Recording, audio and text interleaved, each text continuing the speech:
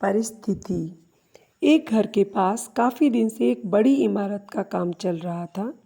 वहाँ रोज़ मज़दूरों के छोटे छोटे बच्चे एक दूसरे की शर्ट पकड़कर रेलगाड़ी का खेल खेलते थे। रोज़ कोई बच्चा इंजन बनता और बाकी बच्चे डिब्बे बनते थे।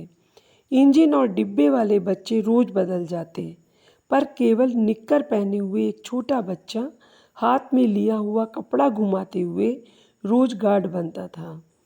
एक दिन मैंने देखा कि उन बच्चों को खेलते हुए रोज़ देखने वाले एक व्यक्ति ने कौतूहल से गार्ड बनने वाले बच्चे को पास बुलाकर पूछा, बेटा, तुम रोज़ गार्ड बनते हो, क्या तुम्हें कभी इंजन कभी डिब्बा बनने का मन नहीं होता? इस पर वो बच्चा बोला, बाबूजी, मेरे पास पहनने के लिए कोई शर्ट नहीं है, तो मेरे पीछे वाले बच्चे मुझे कैसे पकड़ेंगे?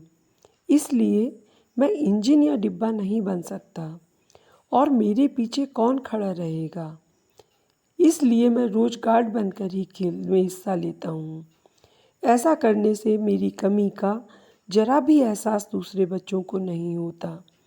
ये बोलते समय मुझे उसकी आंखों में पानी दिखाई दिया।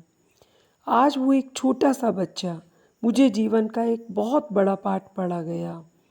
हमारा जीवन कभी भी परफेक्ट नहीं होता, उसमें कोई ना कोई कमी ज़रूर रहती है।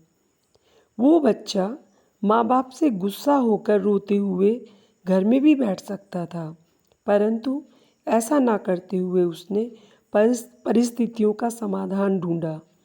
हम कितना रोते हैं, कभी अपने सांवले रंग के लिए, कभी छोटे कद के लिए, कभी पड़ोसी जैसी बड़ी कार के लिए, कभी पड़ोसन जैसे गले के हार के लिए।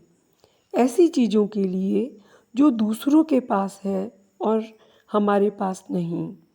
हम अपनी कमियों पर ही ध्यान केंद्रित करते रहते हैं, कभी अपने कम मार्क्स, कभी अंग्रेजी, कभी पर्सनैलिटी, कभी अच्छी जॉब को लेकर।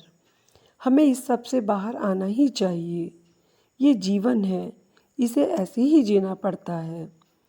चील की ऊंची उड़ान देखकर चिड़िया कभी डिप्रेशन में नहीं आती, वो अपने अस्तित्व में मस्त रहती है।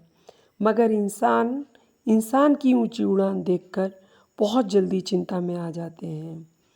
परिस्थितियाँ कभी समस्या नहीं होती, वो समस्या इसलिए बनती हैं क्योंकि हमें उन परिस्थितियों से लड़ना नहीं आता।